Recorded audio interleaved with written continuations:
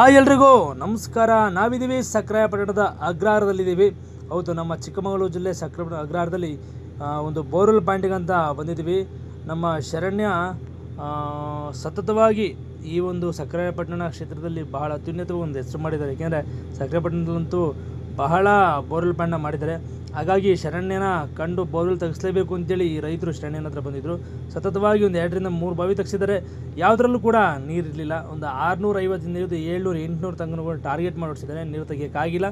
ಈ 2 ತಿಂಗಳ ಹಿಂದೆ ಕೂಡ ಬೋರ್ವೆಲ್ ಪಾಯಿಂಟ್ನ ಮಾಡಿದ್ದಾರೆ, ನೀರು ಬಂದಿಲ್ಲ. ಹಾಗಾಗಿ ಶರಣ್ಯ ಬಂದು ಅವರಿಗೆಲ್ಲ ಆಶೀರ್ವಾದ ಮಾಡಿ, ಹಾಗೆ ಲಾರಿಗೂ ಕೂಡ ಒಂದು ಆಶೀರ್ವಾದ ಮಾಡಿ ತನ್ನ ಜಮೀನು ಹತ್ರ ಅಲ್ಲಿ ಜಮೀನು ತೋರಿಸಿದರೆ ಆ ಜಮೀನು ನೋಡಿ ಪಾಯಿಂಟ್ ಮಾಡಬೇಕು ಅಂತಂದ್ರೆ ಶರಣ್ಯ ನೋಡಿ ನಾವು ಬಂದಾಗ ನೈಟ್ ಒಂದು 12:30 11 ಗಂಟೆ 11:30 ಆಗಿತ್ತು. ಹಾಗಾಗಿ ನೈಟ್ ಪಾಯಿಂಟ್ ಮಾಡ್ತಾರೆ ಅಂತ ಕೇಳಿದ್ರೆ ಸರ್ ಮಾಡ್ತಾರೆ ಅಂತಂದು, ಹಾಗಾಗಿ ಪಾಯಿಂಟ್ನ ನೋಡಿ ಇಲ್ಲಿ ಮಣ್ಣ ತಿಂದು ತನ್ನ ಬಲಗಾಲಲ್ಲೇ ಆಶೀರ್ವಾದ ಮಾಡಿದ್ದಾರೆ ಆ ಪಾಯಿಂಟಿಗೆ. ಹಾಗಾಗಿ ಆ ಪಾಯಿಂಟ್ನ ಅಲ್ಲಿನ ರೈತರು ಕೂಡ ಗುರ್ತು ಮಾಡ್ತಿದ್ದಾರೆ. ಗುರ್ತು ಮಾಡಿದ ನಂತರ ನಮ್ಮ ಶರಣ್ಯಂಗೆ ಪಾದಪೂಜೆ ಆಗಬೇಕು. ಪಾದಪೂಜೆನೂ ಕೂಡ ಎಲ್ಲ ಸಿದ್ಧತೆ ಮಾಡ್ಕೊಂಡಿದ್ರು. ಹೂವು, ಹಣ್ಣು, ಕಾಯಿ ಮತ್ತು ತುಂಬಿದ ಕೊಡಪನ ನೀರು ಎಲ್ಲದನ್ನೂ ಕೂಡ ರೆಡಿ ಮಾಡ್ಕೊಂಡಿದ್ರು. ರೆಡಿ ಮಾಡ್ಕೊಂಡಂಗೆ ಶರಣ್ಯನೂ ಕೂಡ ಪಾಯಿಂಟ್ ಹತ್ರ ಹೋಗಿ ನಿಂತ್ಕೊಂಡು ಪಾದಪೂಜೆ ಮಾಡಿಸ್ಕೊಂಡ್ರು. ಪಾದಪೂಜೆ ಆದ ನಂತರ ಮತ್ತೆ ಶರಣ್ಯನ ಬಂದು ಲಾರಿಗೊಂದು ಆಶೀರ್ವಾದ ಮಾಡಿ ಮತ್ತೆ ಪುನಃ ಲಾರಿನ ಕರ್ಕೊಬಂದು ಅವನೇ ಹೋಗಿ ಸ್ವತಃ ಕರ್ಕೊಬಂದು ಆದ ನಂತರ ಲಾರಿ ತನ್ನ ಸ್ಪಾಟಿಗೆ ಬಂದು ನಿಂತ್ಕೊಂಡಾದ ನಂತರ ಎಲ್ಲರೂ ಕೂಡ ಏನಂತಿದ್ರು ಅಲ್ಲಿ ಬರೋರು, ಇಲ್ಲಿ 2-3 ಬಾವಿ ಫೇಲ್ ಮಾಡ್ಕೊಂಡಿದ್ದಾರೆ, ನೀರು ಬರೋದು ಭಾಳ ಕಷ್ಟ, 1.5 ಇಂಚ್ ನೀರು ಕೂಡ ತೆಗೆಯೋದು ಕಷ್ಟ ಇದೆ ಅಂತಂದರು. ಆಯಿತು, ಅದೇನಾರ ಆಗಲಿ, 1.5 ಇಂಚ್ ನೀರು ಬರಲಿ, ಭಗವಂತ ಕೊಟ್ಟಷ್ಟರಲ್ಲೇ ತೃಪ್ತಿ ಮಾಡ್ತೀವಿ. ಅಂದರೆ ಹಾಸಿಗೆ ಇದ್ದಷ್ಟು ಕಾಲು ಚಾಚಬೇಕು ಅಂತೇಳಿದ್ದಾರೆ. ಹಾಗೆ ಮಾಡ್ತೀವಿ, ಭಗವಂತ ಎಷ್ಟು ಕೊಡ್ತಾನೋ ಕೂಡ ನಮ್ಮ ಪಾಲಿ ಬಂದಿದ್ದು ಪಂಚಾಮೃತ ಅನ್ಕೊಂತೀವಿ ಅಂತೇಳಿ ನಾವು ಆ ಥರ ಹೇಳ್ದು.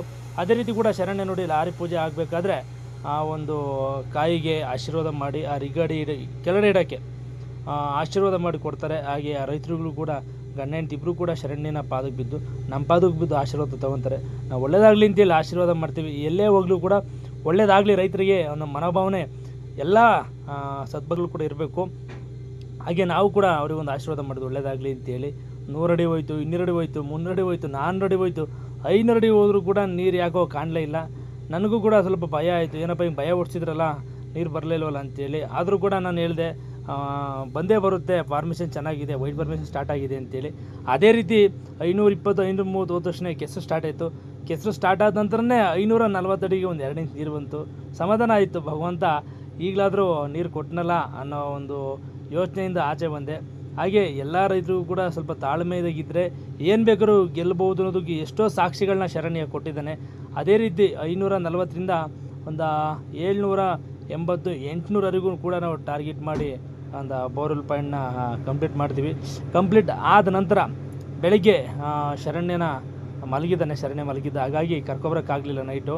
ಬೆಳಗ್ಗೆ ಅವನ್ನ ಎಬ್ಸ್ಕೊಂಡು ಪೂಜೆ ಗೀಜೆ ಮಾಡಿಸ್ಕೊಂಡು ಮತ್ತೆ ಪುನಃ ಶರಣ್ಯನ ಕರ್ಕೊಬಂದು ಆ ಲಾರಿಗೂ ಕೂಡ ಆಶೀರ್ವಾದ ಮಾಡಿಸಿ, ಬೋರ್ನವ್ರಿಗೂ ಕೂಡ ಆಶೀರ್ವಾದ ಮಾಡಿಸಿ, ಹಾಗೆ ಅಲ್ಲಿನ ರೈತರು ಕೂಡ ಆಶೀರ್ವಾದ ತೊಗೋಬೇಕು ಅಂತಂದರು.